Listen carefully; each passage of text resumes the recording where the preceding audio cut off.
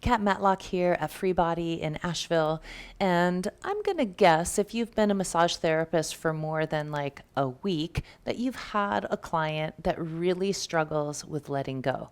They say they can't relax, they don't know how to relax, or they tell you, I am relaxed while they're laying there practically at attention on the table. You go to lift their arm and they go like this, and it doesn't seem like whatever you do really is working. So, after working with literally tens of thousands of people over 30 years, I have created some pretty helpful shortcuts that seem to work very well.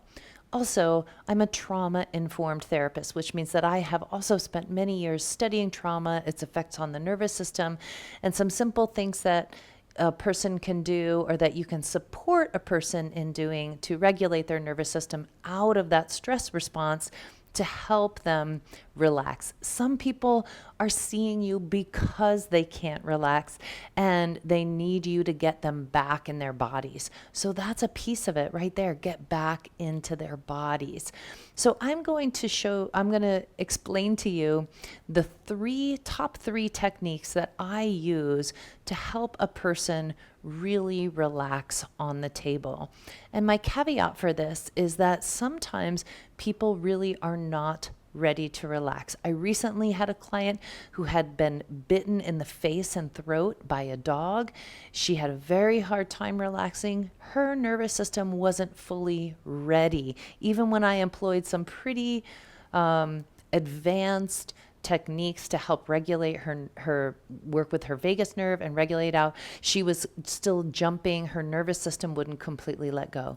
So one step is to understand that you do your best and encourage the client to do their best, and it might not be their time, right? So you just do your best, let it go. Don't let yourself get upset because they aren't fully able to relax. So that's just the caveat right there. Okay, step number one, when your client is walking in, you jump up calmly. You look happy to see them. You say, welcome, Sally, or welcome, Jim, or welcome whoever is coming in that door. You see, in our nervous systems, we are hardwired to feel welcome. That's why FOMO, fear of missing out, is so real. We are literally hardwired to need to feel welcome because in, prehistoric times or early human times when humans were gathered in tribes and groups, if you were exiled from your community, you were pretty much dead. You needed other humans to survive in the vast, wild, scary world. So our early brains were designed to pick up when we don't feel welcome, partly so that we can actually go and kind of make ourselves more welcome. This was literally a life-saving technique. So if your client walks in and you're still getting ready and you're a little bit pissy because they arrived early or you didn't get to eat your lunch or for whatever reason, or maybe you weren't in a great mood at the time. And if you aren't really welcoming to your client, they are immediately going to go into a stress response. They have to feel welcome. So when my clients are walking in and I'm sitting behind the desk waiting for them to come in, I've got the room ready, I've got the music playing, I have everything set up. As they walk in, I stand up and smile and say, welcome to FreeBody. Welcome. I'm really glad you're here. Oh, Julie, it's so nice to see you today. I'm always happy when you're on my schedule.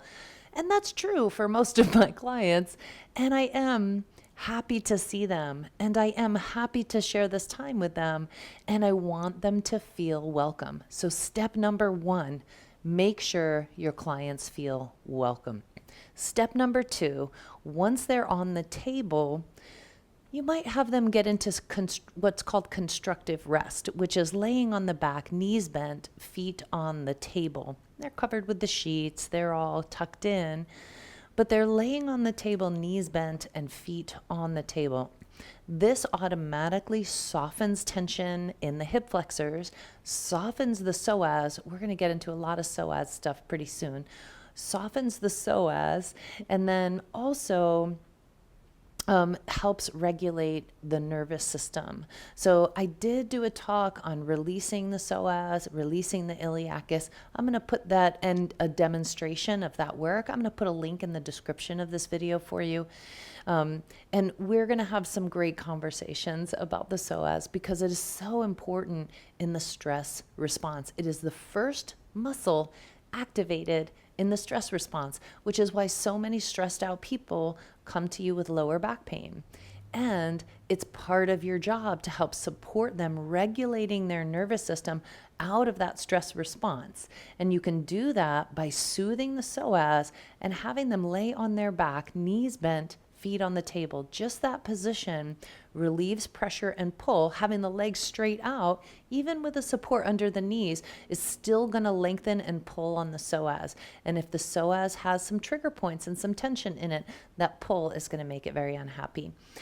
So step 1, make them feel welcome. Step 2, have them lay on their backs, knees bent, feet on the table. And then have them belly breathe. This is part of step 2. Knees bent, feet on the table, belly breathing. Belly breathing is a direct signal to the nervous system that they feel safe. Your person might be coming in. They're not going to tell you all of their emotional pieces. They're not going to tell you all of their personal lives. Some may, but most of them are not. You're not even going to know all of the things that are going on for them. They might come in and say, my shoulder's a little tweaking, my back's a little sore, I was gardening. But what they're not going to tell you is that their child is in trouble, or their friend is sick, or all the other pieces that are relative to their nervous system and their ability to relax. So I just assume that everyone has a lot of hard things going on. And I start almost every session with my client on their backs, knees bent, feet on the table. And then I just stand next to them and I'd lay my hands on their legs, or one hand on the shoulder, one hand on the knee. And I'd do some belly breathing with them. Let's just get into this time and space right now. I'll guide them to breathe big in their bellies, because stress breathing is up high. Stress breathing like really tenses and gets the stress response activated. When we breathe up high in the chest, we're activating the stress response in the body. So by breathing big in the belly, it's a direct signal, super fast, right to the nervous system. Everything's fine. And I will let you know that if my client cannot breathe in their bellies, I don't work on them until they can.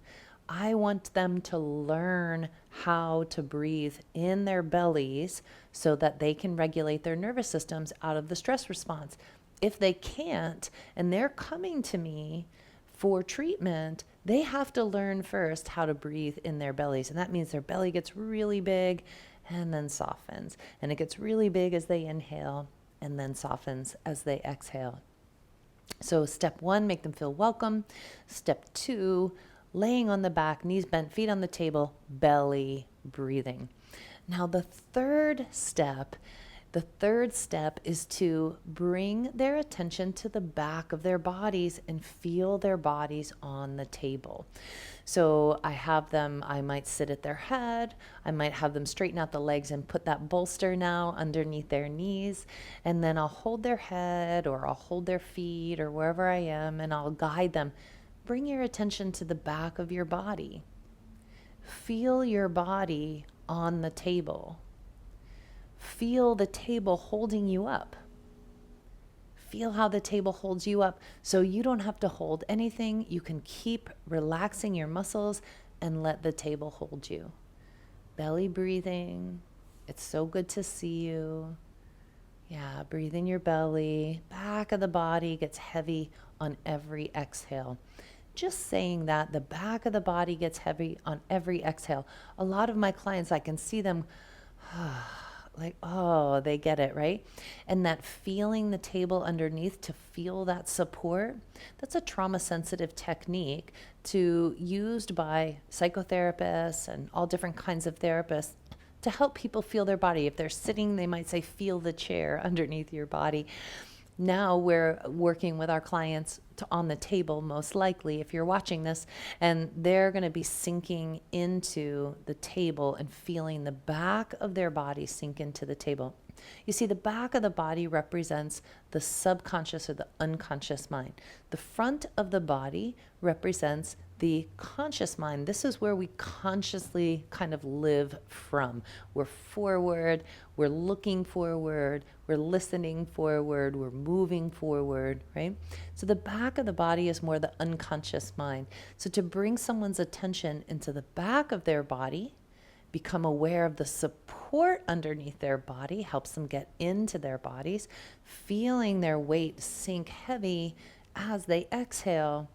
Usually by the end of those 3 steps, my client is really able to relax. Now I can go back to the belly breathing. I can go back to remembering the back of their body, checking in with the back of their body at any time during the session.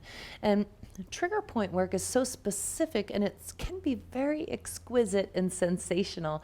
So they might kind of have a reaction when I find a very critical, very tender spot in their bodies. So as soon as I find that, if they have a reaction, or I might back out, and then I'll say, feel the table underneath your body. Sink the back of your body into the table. Breathe big in your belly. Send loving messages through your body. Sometimes I even say that. So these 3 steps, and then you can use them throughout the back of the body awareness, the belly breathing, being kind and welcoming their whole session. Those are the things that set the person's nervous system up to be able to relax and soften and let you do your work. So I hope you found this helpful. Thanks for watching. Kat Matlock at FreeBody. See you next time.